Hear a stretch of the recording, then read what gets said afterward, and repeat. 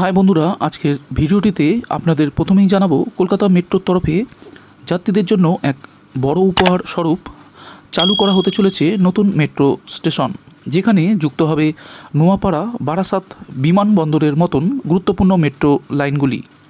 এরপর দ্বিতীয় আপডেটটিতে আপনাদের জানাবো সেবক থেকে রংপুর রেল প্রকল্পের কাজ পরিদর্শন করেন রেলমন্ত্রী অশ্বিনী বৈষ্ণব। রংপুরে এসে এদিন সাংবাদিকদের মুখোমুখি হয়ে তিনি কী বার্তা দিয়েছেন জানাবো আজকের ভিডিওটিতে।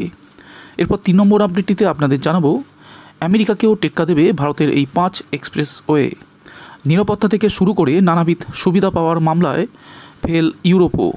এরপর আজকের শেষ আপডেটটি হলো এসপি সিংহকে সরিয়ে শিয়ালদার নতুন ডিআরএম করা হলো দীপক নিগমকে। সরিয়ে দেওয়া হলো শিয়ালদার ডিভিশনাল রেলওয়ে ম্যানেজার শৈলেন্দ্র প্রতাপ সিংকে, বদলে তার জায়গায় দায়িত্ব দেওয়া হলো দীপক নিগমকে। মঙ্গলবার রেলওয়ে বোর্ডের তরফে এক বিজ্ঞপ্তি জারি করে এই কথা জানানো হয়েছে। রেল সূত্রে জানা গিয়েছে দীপক নিগম বর্তমানে নর্থ সেন্ট্রাল রেলওয়েতে কর্মরত। বন্ধুরা, আজকে দ্বিতীয় আপডেটটি হলো সেবক থেকে রংপুর রেল প্রকল্পের কাজ পরিদর্শন করেন রেলমন্ত্রী অশ্বিনী বৈষ্ণব। রংপুরে এসে এদিন সাংবাদিকদের মুখোমুখি হয়ে তিনি জানান, প্রথম ধাপের প্রকল্প শেষ হলেই বন্দে ভারত এক্সপ্রেস চালু করা হবে সিকিমে, কিন্তু প্রথম ধাপের প্রকল্প শেষ কবে হবে? রেলমন্ত্রী বলেন, সেবক রংপুর রেল প্রকল্পের কাজ 2024-এর ডিসেম্বরের প্রথম দিকেই সম্পূর্ণ করার চেষ্টা করা হচ্ছে। প্রথম ধাপের প্রকল্প শেষ হওয়ার পর বন্দে ভারত এক্সপ্রেস চালু করা হবে সিকিমে। প্রথম পর্যায়ের সম্মতির পর দ্বিতীয় পর্যায়ে গ্যাংটক পর্যন্ত দ্বিতীয় ধাপে নজর দেয়া হবে। পরবর্তী লক্ষ্য নাতুলা পর্যন্ত রেল লাইন, তাহলেই পর্যটনের বিকাশও হবে। রেলমন্ত্রী অশ্বিনী বৈষ্ণব প্রস্তাবিত সেবক থেকে রংপুর রেল প্রকল্পের 14 নম্বর টানেল পরিদর্শন করেন। বন্দে ভারত এক্সপ্রেসের স্লিপার সংস্করণের জন্য রেল বাজেট থেকে 1800 কোটি টাকা অনুমোদন করা হয়েছে। আগামী 2 বছরের দেশের বিভিন্ন রুটে এই সংস্করণের 400টি ট্রেন ট্র্যাকে রাখা হবে।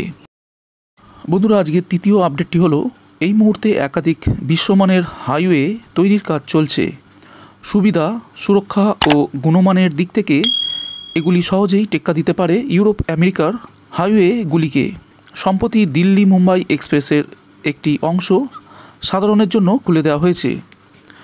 এছাড়া আরও একাধিক নতুন হাইওয়ে তৈরি করা হচ্ছে, যা সড়কপথে দেশের এক প্রান্ত থেকে অন্য প্রান্তে যাওয়ার সময় কমিয়ে আনবে অনেকটাই। এই হাইওয়েগুলির কেবল রাস্তার গুণমানই বিশ্বমানের হবে না, জায়গায় জায়গায় এটিএম, ফুডকোর্ট, শৌচাগার, হাসপাতাল এবং আরও অন্যান্য গুরুত্বপূর্ণ পরিষেবা থাকছে।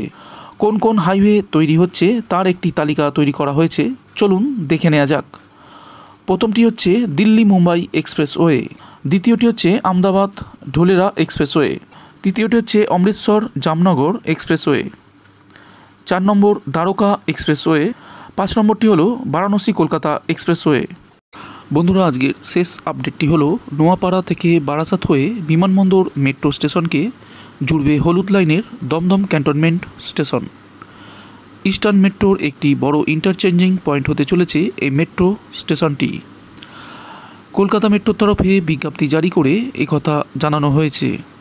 পূর্ব রেলের দমদম ক্যান্টনমেন্ট স্টেশনটি নবনির্মিত দমদম ক্যান্টনমেন্ট মেট্রো স্টেশন সংলগ্ন, তাই শিয়ালদা উত্তর বিভাগ অর্থাৎ বারাসাত, বসিরহাট, টাকি, হাসনাবাদ এবং বনগাঁর মতো জায়গা থেকে আসা লোকজন দমদম ক্যান্টনমেন্ট মেট্রো স্টেশন থেকে খুব সহজেই কলকাতায় আসতে পারবেন।